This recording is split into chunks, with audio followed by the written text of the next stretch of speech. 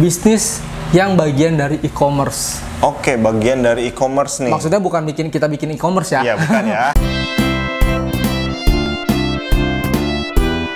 Mari ngevlog di Kebun Desain. Assalamualaikum warahmatullahi wabarakatuh. Selamat datang di vlognya Kebun Desain.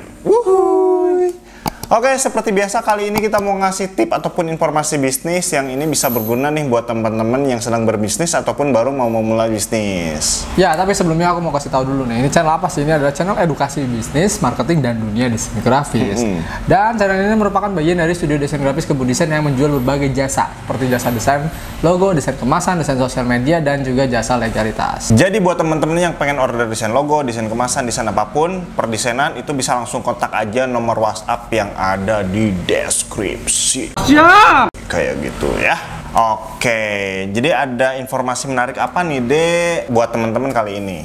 Oke, kita akan membicarakan bisnis apa aja sih yang kira-kira akan laris di tahun 2023 ini. Oke, ini kan awal tahun ya? Iya, mumpung ini di awal tahun ya, masih Januari, minggu-minggu pertama kedua nih ya. Jadi kita coba pantau gitu ya pergerakan bisnis.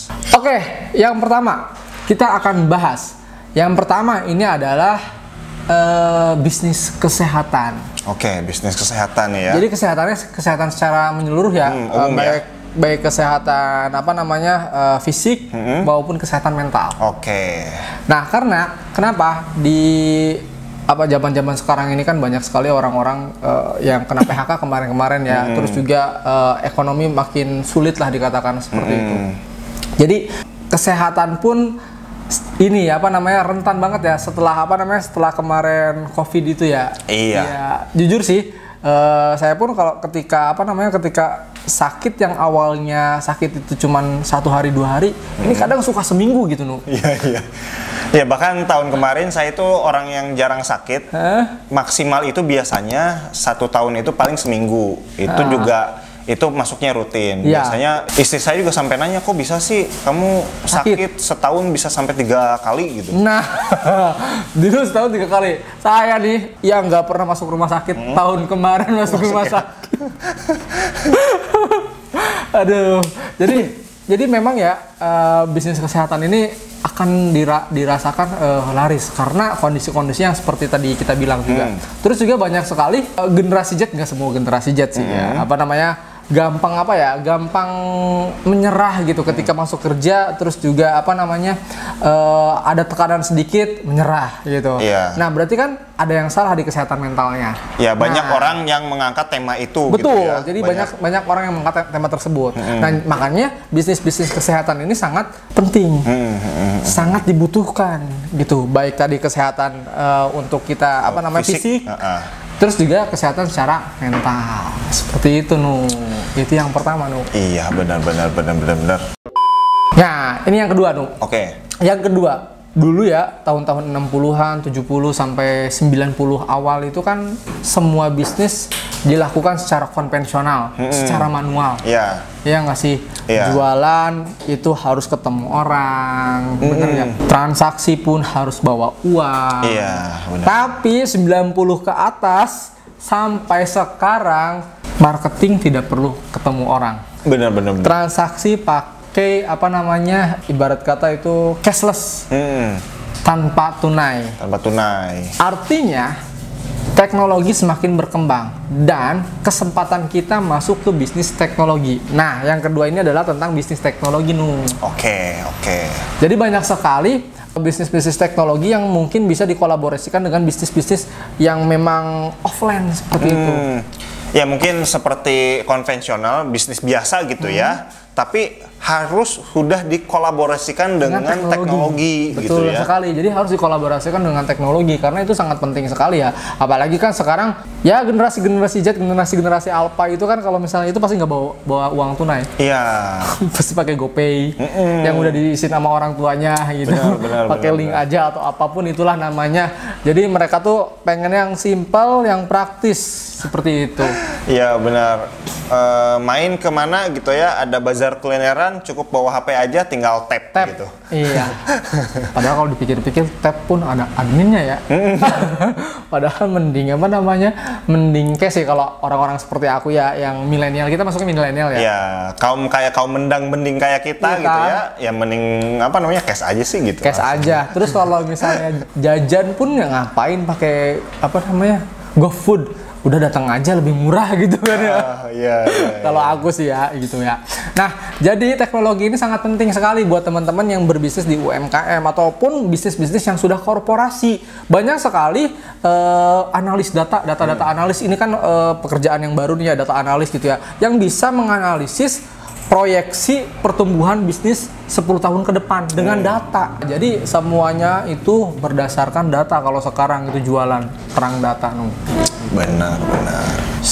Nah untuk mengolah datanya itu perlu yang namanya teknologi gitu. Banyak sekali aplikasi-aplikasi yang sudah berkembang sekarang. Nah makanya bisnis teknologi buat teman-teman yang apa ya, mungkin sarjana komputer, mungkin ya sarjana sistem informasi, nah bisa nih masuk ke bisnis teknologi. Iya, benar. Nah yang berikutnya, bisnis yang bagian dari e-commerce. Oke, bagian dari e-commerce nih. Maksudnya bukan kita bikin e-commerce ya? Iya, bukan ya. Bukan, tapi kalau bikin e-commerce budgetnya gede banget lah gitu. Tapi bisnis yang memang kita bagian dari e-commerce itu mungkin jadi sellernya. Nah, jadi online shop lah. Iya, jadi maksudnya gini, kita jualan produk yang bisa bikin toko online di e-commerce gitu ya. Mau yang di oranye, mau yang di hijau, gitu, mau yang di biru. Nah, semuanya bisa kalian lakukan di situ dengan berkolaborasi dengan e-commerce. Karena sekarang ini memang teknologi lagi naik-naiknya. Bahkan saya beli tanaman itu lewat e-commerce gitu. Tanaman di e-commerce. Itu bisa dibungkus gitu ya, di packing rapi, dikirim dari beda kota gitu. Enggak rusak tuh ya ketika pasti kan yang namanya abang-abang kurir tuh lemparnya, waduh udahlah. Kayaknya dia pakai ada label dilarang dibanting gitu. Terus kurirnya juga bukan pakai motor, tapi pakai mobil. Iya gitu. Pasti ongkos kirimnya lebih mahal pasti, no? Ongkos kirim sama aja. Sama aja. Oh, tuh. Itu di angka 12-13 ribu sama kan? Tuh kan, berarti normal ya seperti itu. Nah, selain itu di e-commerce pun kita bisa nggak perlu punya produk, bisa jadi dropshipper. Bener, tanpa harus kita memproduksi gitu ya. Kita bisa beli punya orang lain gitu ya. Kita posting di situ. Bahkan tanpa harus beli dulu. Nah, iya, tanpa harus beli dulu, bisa seperti itu. Dan pakai nama toko kita, keren nggak tuh? Jadi nggak ada alasan buat nggak usaha, tanpa modal pun bisa. Iya. Nah, tadi kita berbicara tentang bisnis e-commerce. Nah, ini masih ada kaitannya dengan e-commerce juga sih. Yang berikutnya adalah bisnis produk lokal. Produk lokal ini ternyata sangat digemari oleh orang-orang luar. Contohnya batik, terus wayang-wayang golek, kerajinan-kerajinan kulit, kerajinan-kerajinan kayu. Nah, produk-produk lokal itu bisa kalian jual dan itu permintaannya tinggi banget kalau di luar negeri. Iya, benar-benar. Produk kita itu sebenarnya nggak kalah saing ya dengan produk-produk luar. Bahkan produk dalam negeri kita, produk-produk UMKM itu punya kualitas-kualitas yang bagus dan diakui sama orang-orang luar. Betul sekali. Gitu ya. Nah, jadi buat teman-teman yang punya produk lokal atau yang pengen menjualan produk lokal, kolaborasi kan tadi dengan e-commerce. Nah, yang berikutnya adalah bisnis hewan peliharaan, layanan hewan peliharaan. Nah, jadi banyak sekali pecinta-pecinta hewan yang entah itu kucing, anjing, bahkan reptil pun, betul. ular ya, buaya, wah semuanya itu. Nah, jadi bisnis-bisnis hewan peliharaan pun akan meningkat, Iya, benar. Apalagi di zaman sekarang orang bekerja WFH, pasti mereka jenuh ya kalau misalnya tidak ada teman teman untuk menghilangkan stres dia bekerja di rumah gitu. Iya. Main kucing atau main apa gitu ya buat yang belum berkeluarga. Tapi yang berkeluarga pun tetap suka kayak yang namanya kucing gitu kan ya. Iya. Banyak yang yang kelas menengah ke atas gitu ya, itu yang seneng banget pelihara hewan buat nemenin dirinya di rumah gitu. So buat teman-teman yang mau bisnis ya bisa tuh bikin bisnis mulai dari tadi yang pertama tuh bisnis kesehatan, terus bisnis teknologi, terus bisnis yang bagian dari e-commerce ya kan ya, bisnis produk lokal, dan yang terakhir adalah bisnis bukan kesehatan tadi bisnis hewan ternak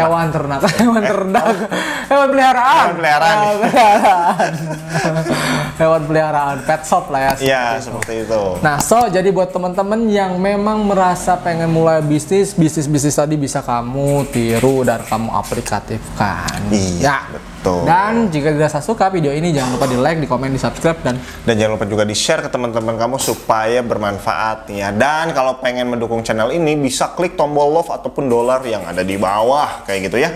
Oke, thank you, sampai jumpa di vlog kita selanjutnya. Bye bye.